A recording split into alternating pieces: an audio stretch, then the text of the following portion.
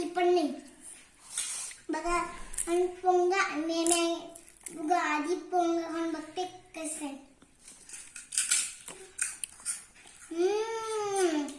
चाट मसाला पोंगा आहे. वाव. आता मी मॅगी खाऊन बघते कशी.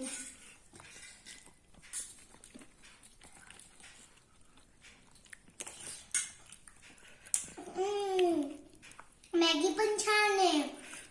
मसाला. माझा व्हिडिओ आवडला तर चॅनलला सबस्क्राईब करा. बाय. शू.